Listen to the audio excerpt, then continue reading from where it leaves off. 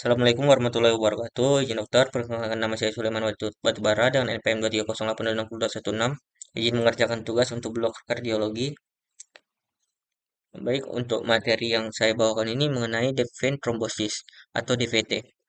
Jadi secara definisi, itu adalah pembentukan trombus di vena yang paling sering terjadi di pada ekstremitas pada bagian bawah yang dapat menghambat aliran balik darah dan menyebabkan komplikasi serius seperti pulmonari embolis. Dan untuk etiologinya itu eh, yang pertama itu dikarenakan stasis aliran darah atau imobilisasi, kira baring, gips atau perjalanan lama. Lalu yang kedua ada kerusakan endotel atau trauma operasi atau karena kateter vena. Lalu yang ketiga ada hiperkoagulabilitas, itu dikarenakan kehamilan, kanker, kontrasepsi oral, dan trombofilia herediter.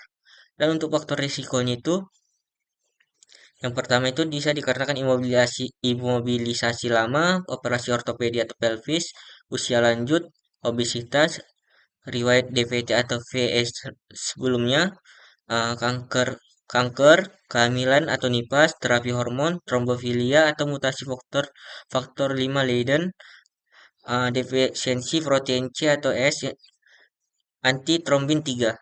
Dan untuk patofisiologinya itu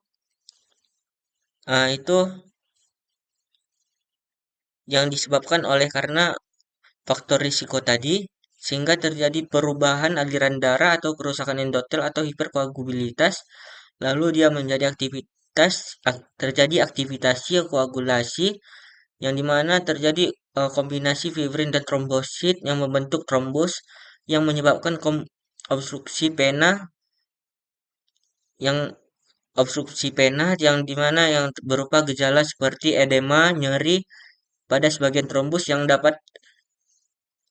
dan sebagian trombusnya itu dapat emboli ke paru yang sehingga dia terjadi pulmonary embolism. Dan untuk gejalanya itu biasanya itu dia bengkak unilateral atau satu tungkai yang biasanya pada betis atau paha. Lalu yang kedua ada nyeri yang terutama saat berjalan atau menekan betis atau paha. Lalu ada rasa hangat lokal pada tungkai yang terkena. Lalu ada kemerahan atau perubahan warna kulit yang dari kemerahan atau kebiru-biruan. Lalu ada vena superficialnya itu menonjol di sekitar area bengkak dan dia kadang Homan sign itu dia positif atau nyeri saat di dorsifleksi kaki. Namun ini tidak spesifik. Dan untuk pemeriksaan fisik itu dia dijumpai bengkak unilateral, nyeri tekan, betis atau paha, hangat dan kemerahan lokal dan vena superficial menonjol atau Homan signs. Dan untuk pemeriksaan laboratorium itu yang pertama bisa dilakukan score Wells untuk penilaian risiko klinisnya. Lalu ada yang kedua itu dia dilakukan di dimer, itu dia untuk sensitif tinggi atau sensitivitas rendah.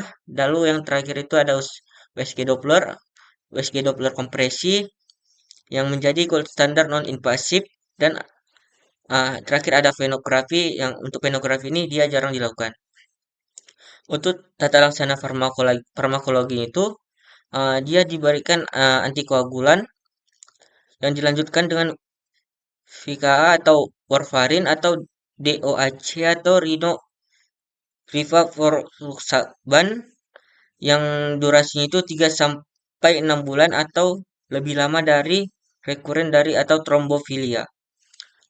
Lalu yang yang kedua itu dia trombolisis atau trombektomi untuk dia kalau DVT-nya itu masif. Lalu filter EVC itu jika dia kontraindikasi terhadap antikoagulan. Dan untuk tata laksana non farmakologi itu bisa dilakukan mobilisasi dini, elevasi tungkai, stocking kompresi elastis dan edukasi tanda VE. Berikut referensi yang saya gunakan. Baik, eh, mungkin sekian dari presentasi saya. Kurang lebihnya saya mohon maaf. Wassalamualaikum warahmatullahi wabarakatuh.